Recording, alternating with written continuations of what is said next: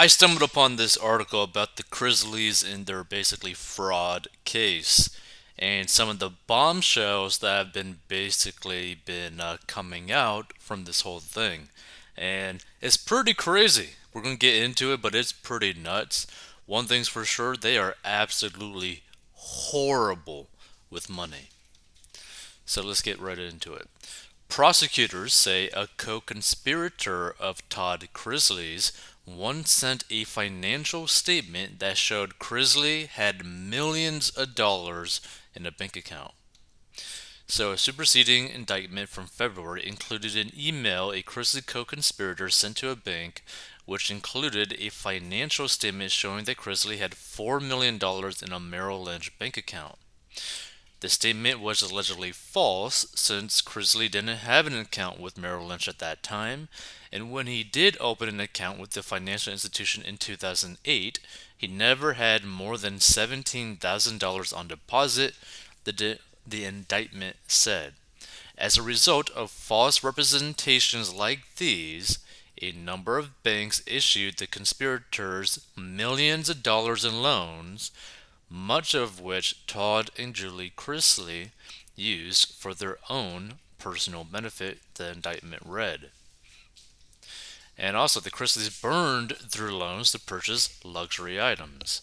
Assistant U.S. Attorney Annalise Peters said in her opening statement on Tuesday that the Chrisleys not only submitted fake documents that implied they had greater wealth than they actually did, but that the couple also burned through the $30 million they received in loans on luxury items. Like, can you imagine that? Can you imagine one faking and committing potentially very illegal things to get approved for fake loans to the tune of like $30 million to just spend it on useless items? Like, can you imagine doing something like that? Like, that's crazy. $30 million in loans that you gotta pay back, and you spend it on useless luxury items. So they made up documents and they lied through their teeth to get whatever they want whenever they want it, Peters said to the jury. According to Peters, the Chrisleys hid money from the IRS while partaking in a lavish lifestyle. But an attorney for Todd Chrisley said the couple exaggerated some aspects of their lifestyle for their television show. So Chrisley has made several bold claims about his spending over the years. In 2017, he said during a radio interview that he paid over $1 million in taxes per year. Even Peters said hadn't paid a dime in years, and records presented at trial show no significant payments. And in an episode of his reality show, Chrisley Knows Best, the television personality claimed to spend about $300,000 annually on clothing. It's all part of the sizzle, it's all part of the show, it's all part of the act, attorney Bruce Morris recently told the jury of Chrisley's claims. According to Morris, despite Chrisley's attempts to appear wealthy on the reality show, he was actually in bankruptcy when he made the claim about his hefty wardrobe budget. And see, this is the thing about like reality television where like it's so fake, so stupid, like on like so many levels, like it doesn't even make any sense. So Morris also said that the Chrisleys' ex-employee who turned them into federal agents was obsessed with Todd and wanted to be with him. Oh, wanted to be him. Okay. So Mark Braddock was a business partner of the Chrisleys until 2012, and during that time, Chrisley's attorney Bruce Morris argued Braddock did everything he could so that he could live like Todd, including buying one of Chrisley's former homes and impersonating Chrisley on phone calls. Morris on to argue that after Chrisley fired Braddock, he went to the FBI for protection and revenge and claimed that Chrisley had committed bank fraud.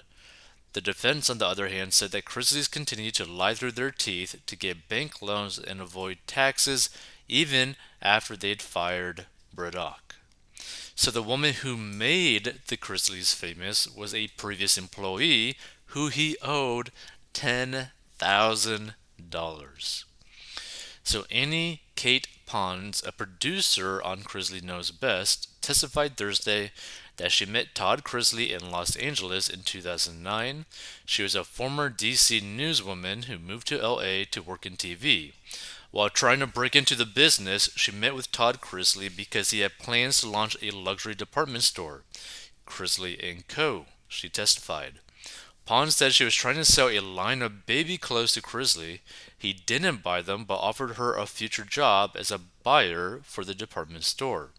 She took the job and flew to New York during Fashion Week to try and network with designers for the future store, which never came to fruition. In the end, Chrisley owed Pond $10,000 in unpaid work, which she tried to get, but it never came, she said. A few years later, though, when working in TV, Pons kept thinking of the Chrisleys' boisterous family and pitched a reality show in their name. The sizzle reel took off and the show was sold to USA Network. Pons testified that she only worked on the show for one season, but will be credited as a producer for the lifetime of the show, bringing in around $200,000 a year. Which, I mean, is still a pretty nice thing. Braddock recently testified that he and Chrisley had an intimate relationship. By the way, for anyone who has ever seen this show ever, did you really think that he was 100% straight? If you did, I'm sorry, but Santa is no longer around. Braddock said he helped the Chrisleys falsify documents in order to obtain bank loans and told prosecutors that he became involved in the fraudulent schemes due to the nature of his relationship with Chrisley. We had a personal relationship of an intimate nature, Braddock said. I would do whatever he needed to get done. Braddock and Chrisley's personal relationship lasted for about a year, and then they went on to have a business relationship and brotherhood, Braddock testified. According to Braddock, he and Chrisley paid a would-be blackmailer $38,000 in cash. Braddock also testified that during his employment at Chrisley's foreclosure management company, Chrisley Asset Management, he and Chrisley were contacted by an anonymous texter at one point. The texter had threatened to go public with Chrisley and Braddock's fraud as well as their fare, he said, and Braddock testified that the text said, "Pay cash and we'll shut up." According to the ex-business partner's testimony, he then made four $9,500 withdrawals from the business account. Braddock subsequently met Chrisley in a parking garage and gave him the cash in a little bag to pay the blackmailer. Insider previously reported that the Chrisleys fired Braddock in 2012, and Chrisley has since alleged that Braddock stole money from his family. Chrisley's attorney, Bruce Morris, alleged in his opening statement that Braddock was obsessed with Chrisley and wanted to be him, and Morris implied later in cross-examination of Braddock that he believed he was Chrisley. And the Chrisley's daughter reported to the FBI that her father and brother were extorting her. Lindsay Chrisley, the Chrisley's oldest daughter, told the FBI in 2020 that her father and brother Chase were trying to extort her and threatened to release her adult tape. Emails from Lindsay Chrisley to the FBI were shown to the jury Thursday, in which she said she was trying to get a restraining order against her father, who was harassing her. She made similar comments on Dr. Phil. I am in no way, shape, or form connected to this monster, she wrote in 2020. On Thursday, however, she was combative with the prosecutor, who was asking her about reaching out to law enforcement about her dad during cross-examination, prompting the judge to intervene and tell her to stop answering questions in that tone. She said she had later learned there was no tape and now doesn't believe that her father was behind the extortion. On direct, she said that her father had been her primary caregiver, when she was recovering from an eating disorder in 2008, and he also dedicated his time to take care of his son, Kyle, when he was dealing with a substance use disorder. Her father's top priorities, she said, are his children and his wife in that order. Now, here's the thing. I mean, this family is probably all screwed up mainly due to the dad. The dad basically single-handedly, in a sense, destroyed this family on so many different levels. Having an affair with a guy when you're a guy, committing fraud against banks. Like, of course, all of these are alleged, but the reality is, if even a portion of any of this is true, it's bad.